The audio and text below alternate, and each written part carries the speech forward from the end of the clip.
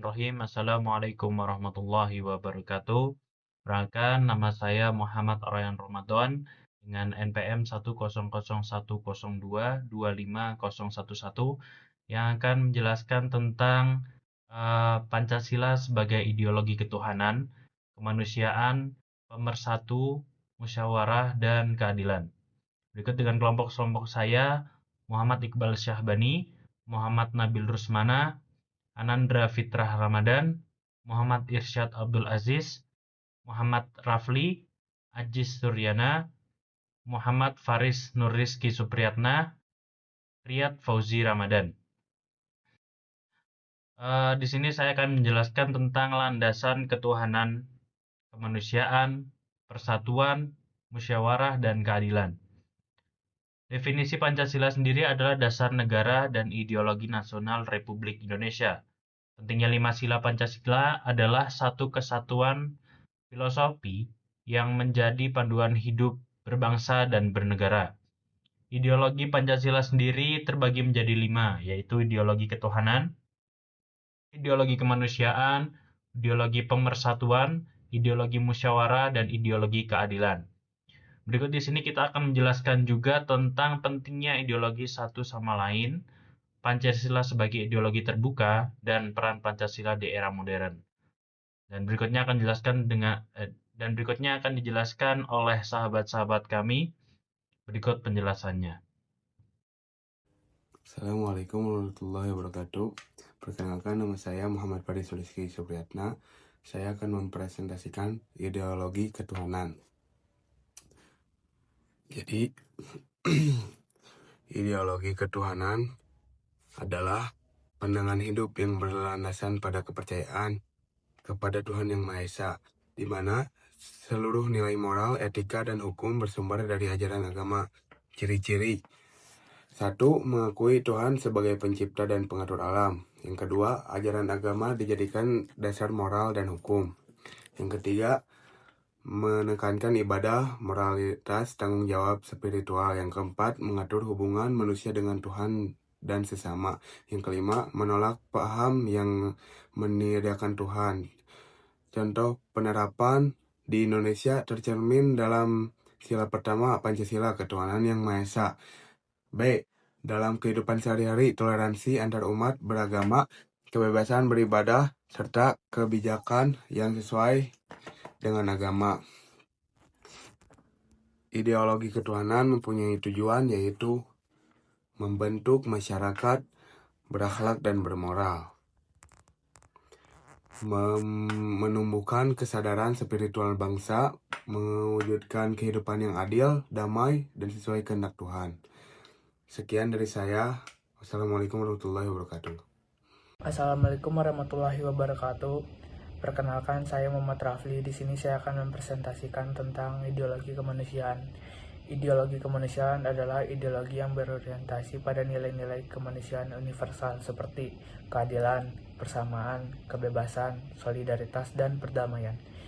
Ideologi ini menolak segala bentuk penindasan, diskriminasi, dan kekerasan terhadap manusia. Tujuan ideologi kemanusiaan adalah yang pertama, menjaga martabat dan hak asasi manusia atau bisa disebut HAM. Yang kedua, mewujudkan keadilan sosial di berbagai bidang kehidupan. 3. Mendorong toleransi dan solidaritas antar manusia. 4. Menumbuhkan rasa empati dan kemanusiaan. 5. Menentang segala bentuk penjajahan, eksploitasi, dan kekerasan. Berikut ciri-ciri ideologi kemanusiaan. Yang pertama, menjunjung tinggi nilai-nilai kemanusiaan dan keadilan. Yang kedua, menghargai perbedaan dan keragaman antara manusia. Yang ketiga, mengutamakan hak dan kewajiban manusia secara seimbang. Yang keempat, mendorong perdamaian dan kerjasama internasional. Dan yang terakhir, menolak penindasan dan diskriminasi.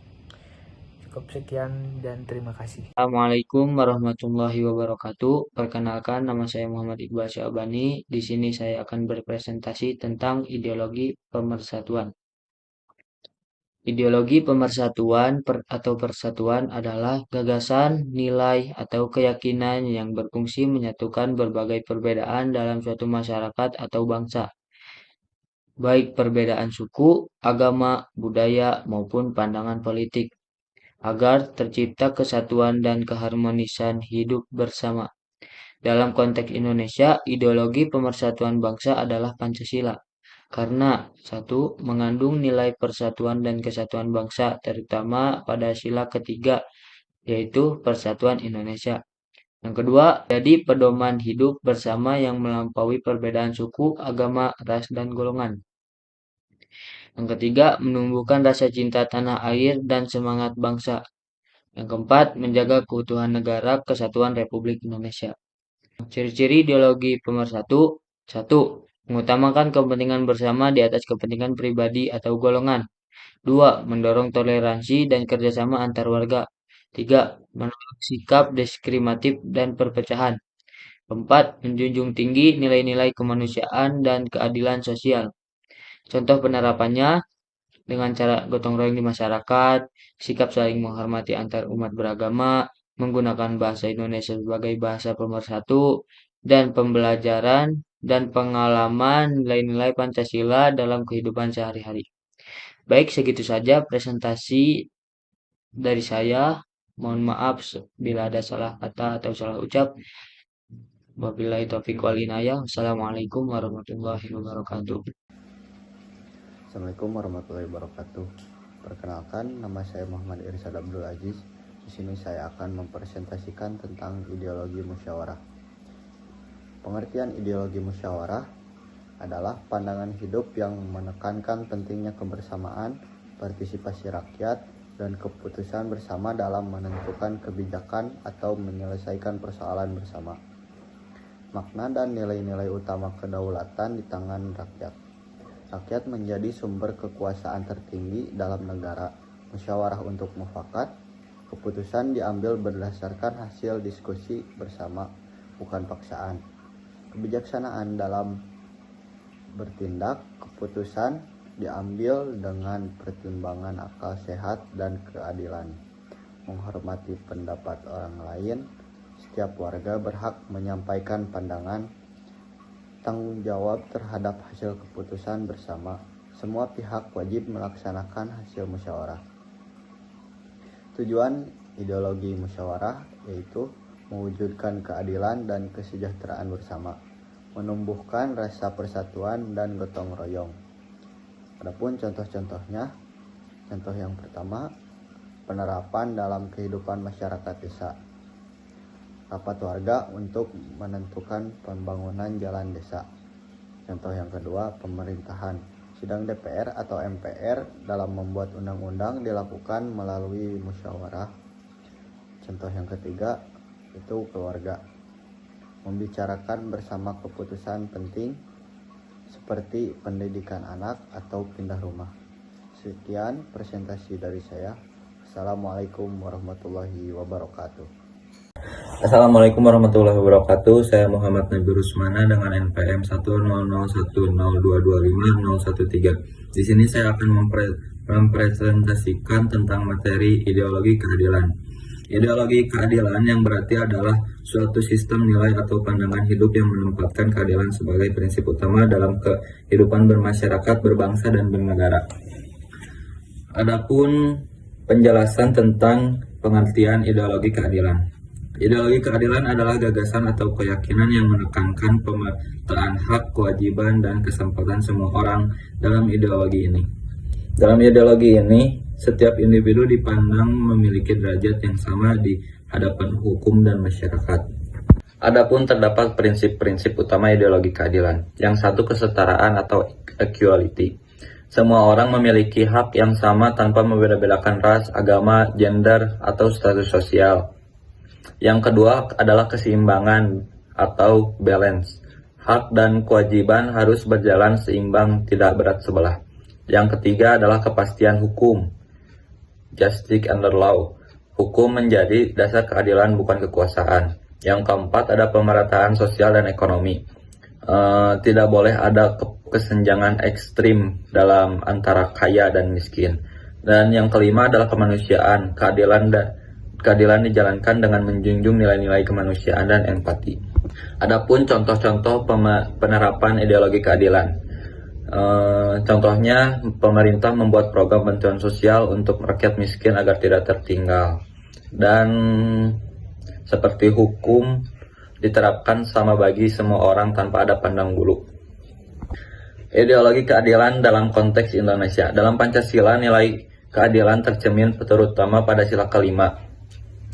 Sila kelima yang berbunyi dalam keadilan sosial bagi seluruh rakyat Indonesia. Artinya seluruh kebijakan negara harus berpihak pada kesejahteraan dan keadilan seluruh rakyat, bukan untuk golongan tertentu saja.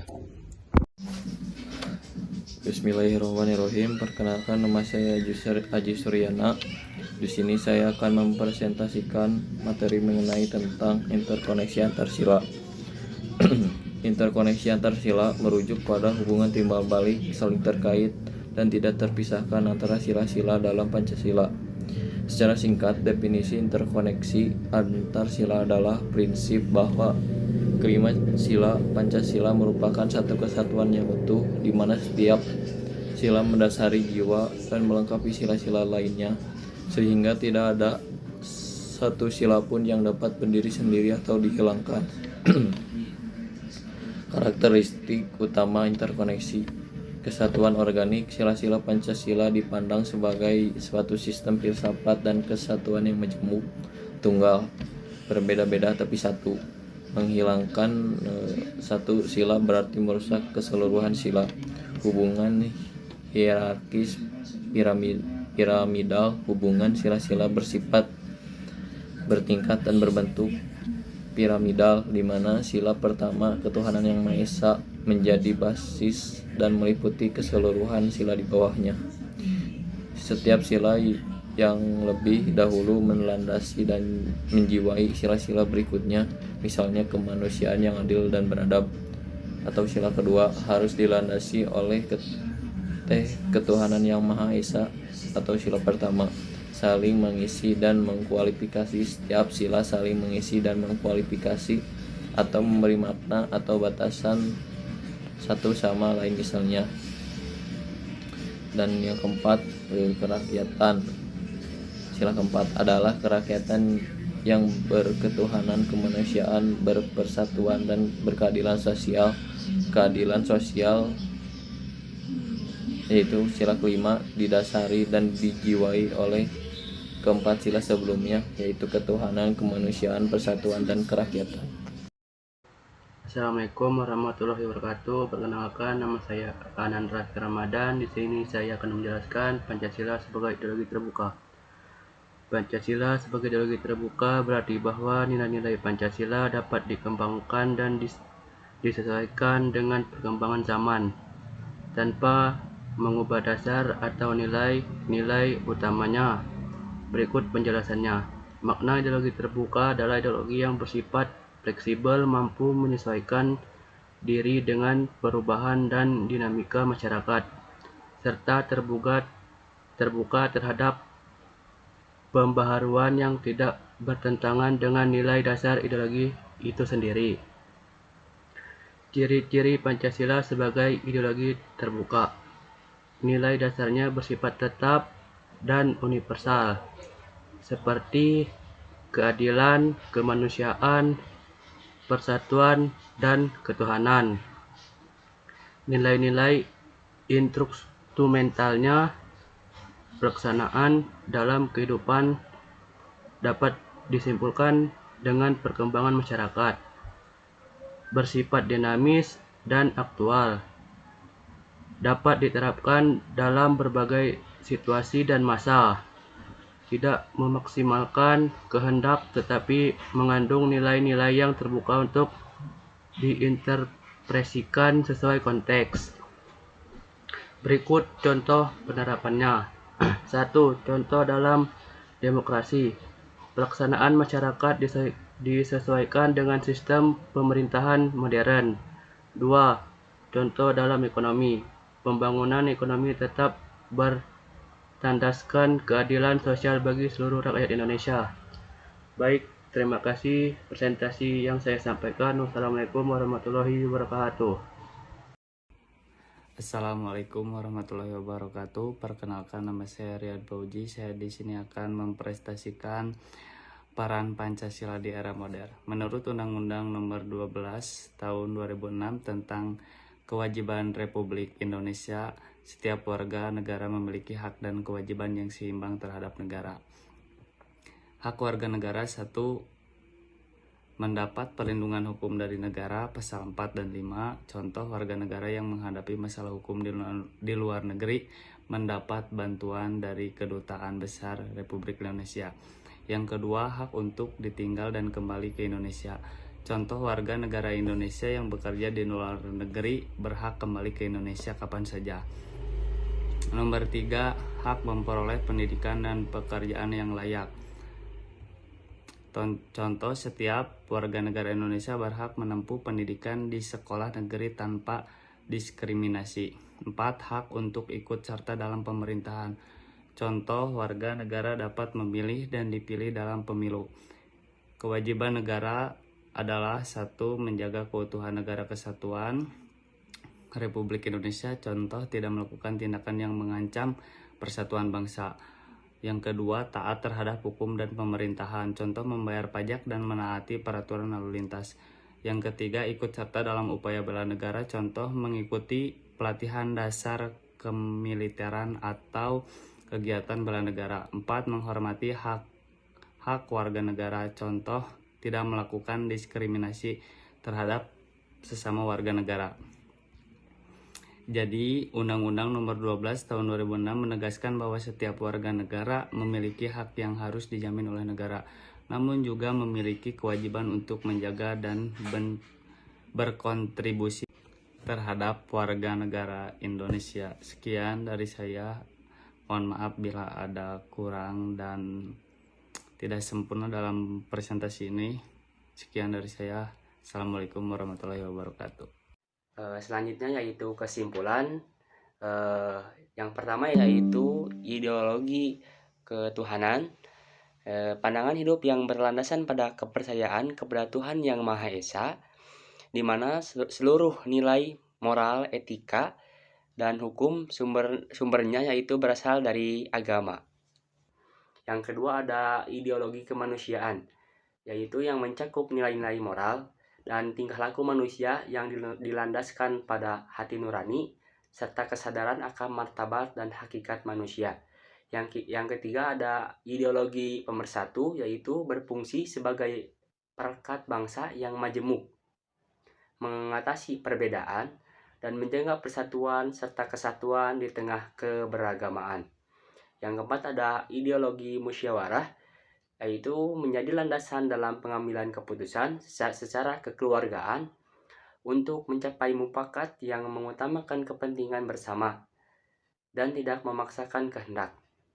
Yang kelima ada ideologi keadilan, yaitu yang menekankan kepentingan keadilan sosial bagi seluruh rakyat Indonesia, yang mencakup keadilan dalam bidang hukum, ekonomi, politik, kebudayaan, dan terwujudnya masyarakat yang makmur. Kesimpulan dari semua ideologi tersebut yaitu Pancasila berfungsi sebagai pedoman hidup bangsa dan negara yang mengintegrasikan nilai-nilai tersebut, menjaga persatuan, dan mencapai kemajuan. Ideologi ini menekankan ketentuan hukum dan hak kewajiban-kewajiban yang sama bagi warga negara. Sila kemanusiaan mengajarkan sikap moral yang berdasarkan pada martabat dan hakikatnya manusia, sementara sila pemersatu mengingatkan keberagaman bangsa dalam suatu yang utuh. Sila musyawarah menjaga mekanisme pengambilan keputusan demi kepentingan bersama, dan sila keadilan memastikan seluruh rakyat mendapatkan haknya, baik dalam hukum, ekonomi, maupun dalam sosial. Sekian presentasi dari kami. Wassalamualaikum warahmatullahi wabarakatuh.